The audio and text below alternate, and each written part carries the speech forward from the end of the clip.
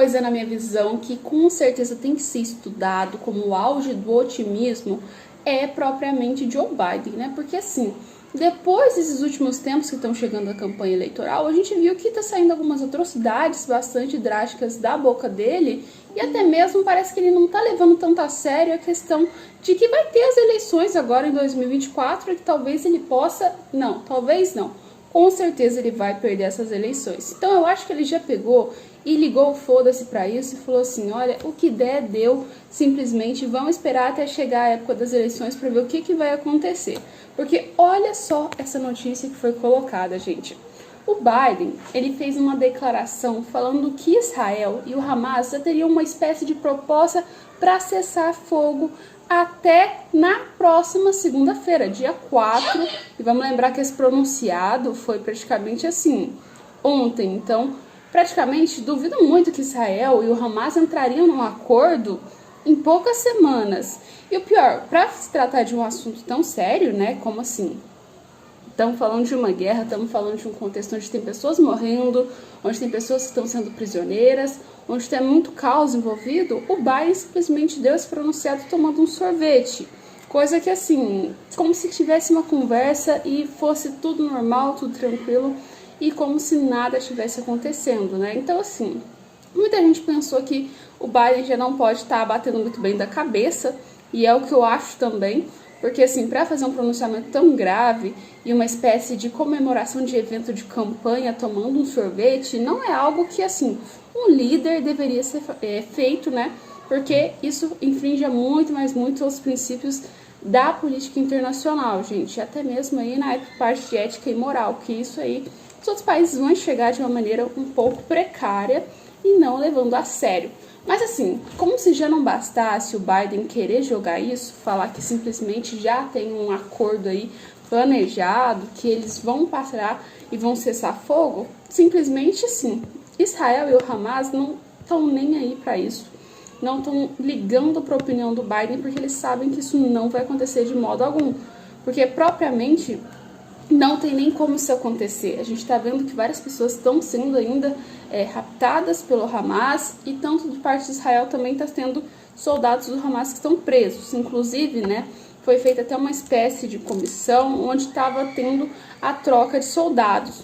E muitos desses soldados aí foram palestinos, né, contra os civis que eram israelenses. Então, Israel foi lá e capturou alguns soldados palestinos, tá? Militantes palestinos que estavam lá fazendo terrorismo, fazendo tudo aquele caos. No valor mais ou menos de 400. E, propriamente, o Hamas conseguiu ter 40 pessoas que eram israelenses. Só que essas 40 pessoas que estavam presas não eram pessoas que eram guerrilheiras, pessoas que estavam lá fazendo parte de uma comissão, de uma organização até, podemos falar assim, terroristas. São pessoas civis de Israel. Então, vocês entendem como isso aí traz um dilema, traz um contexto assim um pouco pejorativo, incluindo até mesmo o Brasil, gente? Porque a gente viu que teve umas falas ultimamente, né, que acabou enviando o Brasil para o meio dessa bagunça completa que estava rolando de Israel. Coisa que, assim, não era necessário. Poderia ter ficado quieto, poderia ter ficado calado, não precisava ter metido meia, tanto porque tá lá do outro lado. Israel é assim, tem uma aliança com o Brasil, desde a época do Bolsonaro, né, a gente viu que teve bastante ajuda, lembrando, em Brumadinho, o que aconteceu no Brasil, quem mandou reforço? Israel, exatamente. Então, teve uma aliança ali entre o Brasil e Israel e agora foi meio quebrado devido aí a algumas falas do Lula, né, falando até de genocídio e comparando a coisas que aconteceram na Segunda Guerra Mundial, gente. E claramente deu polêmica, porque Lula falou isso. Óbvio que o ministro de Israel não ia deixar barato, pegou, foi, retrucou, falou que simplesmente estava sendo aí uma forma de ingratidão, colocou o Lula como uma pessoa não grata, né, como a gente pode falar assim, que não é bem-vinda no país de Israel, e assim foi aí outros vários mínimos detalhes, tipo, tirando embaixadores e ataques por completo, e que ficou uma polêmica intensa entre o Brasil e Israel. Por quê? Porque simplesmente deu um choque térmico ali que não deveria ter esse choque térmico. E claramente, não somente isso, os ministros do Lula não iam seguir esse contexto, né? Porque, aliás, assim, o governo, ele tá meio que interligado. Então, se praticamente se o Lula fala alguma coisa, os ministros deles vão seguir a mesma fala, porque senão eles estão fora. E foi o que aconteceu propriamente, que a gente viu no ministro de Relações Humanas, né, Direitos Humanos, que falou também, seguindo as linhas do Lula, contra Israel, né? Mas assim, o que vem no Brasil tendo problema, na minha visão maior, é que tá tendo um dilema entre os brasileiros e o governo brasileiro. Porque assim, depois do que aconteceu no dia 25 agora, da reunião do Bolsonaro que a gente viu, tivemos uma parte da oposição falando que Israel estava certa, junto com quase 700 mil ou mais brasileiros que estavam apoiando Israel, gente.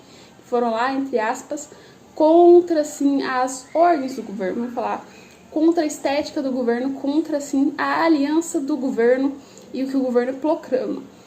E isso meio que praticamente deixou aí uma indecisão. É tanto porque, de certa forma, deixou um dilema, tipo, quem que tá mandando no Brasil, como que vai ser os brasileiros, como que vai ser em relação a Israel e o Brasil. Porque os brasileiros foram nessa manifestação, muitos deles tiraram foto com bandeira de Israel, gente.